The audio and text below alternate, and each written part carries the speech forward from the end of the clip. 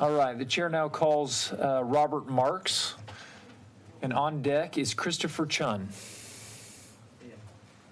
Thank you, Dr. Marks. If you'll introduce yourself, tell us who you're with and your position on the bill. All right, thank you, Chairman. I'm Dr. Robert Marks. I'm a double board certified pain management specialist and anesthesiologist. I practice here in Austin. I represent myself, and I like to think patients in general in the state of Texas. And I am also opposed to this bill. Thank you. I went into healthcare really the same reason I'd like to think most people went into healthcare, which is for the respect, to be able to help people. To be quite blunt about it, I didn't go into it for the money. I regret that a lot of people did in healthcare, but you can't do it for that reason. I see a vast mix of patients. I take Medicare patients. I see patients that can't afford healthcare, and I see a lot of people that I do, in fact, I see them for free. I'll do procedures for free. I got a lot of self-pay patients. I tell them whenever they come in, it's always the pleasant surprise that I say, you know, I'm not going to charge you for sedation if you want sedation, because I don't feel it's ethical to make somebody come in and do something they're not comfortable with because they can't afford it.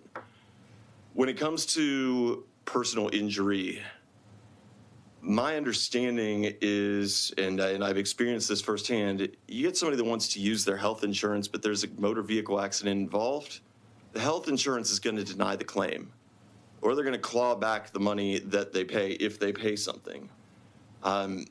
We are not generally, we as physicians, me as somebody who's actually practicing, I'm not comfortable seeing somebody who gets into a car accident in general, especially if their health insurance is involved, because I know that it's going to be a struggle. I know that we're going to end up needing to call the patient back about something, and I know that it's not going to be reliable. In terms of the unintended consequence of legislation like this, which is what I'm fearful of, is the fact that I know if I see a patient who's in a motor vehicle accident, I'm going to need to attest to exactly what my bills are. Now, I need to bill everybody the same, no matter what. That's how everything works in the state. I bill more than what this proposed amount is. I've got insurances that pay more than this proposed amount is, and those are in-network rates. I'm in network with all of the major carriers.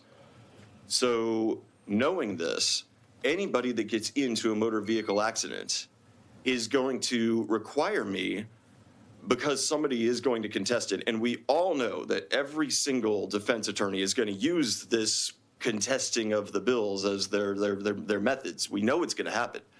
So every single patient that's in an accident, I know I'm going to end up needing to go and either testify or spend significant time, cancel more clinic, do as I did today, do as I did last week. I canceled dozens of patients, and most of them are Medicare patients. Most of them are patients that we're not talking about. It's the unintended consequence. This bill is going to take away access to health care for many, many Texas patients. So I sincerely request that you guys just take that into strong consideration, because there really is a lot more impact on Texans as a whole than it appears at the outset. Thank you, Dr. Marks. Consideration. Thank you. Members, any questions? Thank you. No, thank you for being here. Thanks. Appreciate you.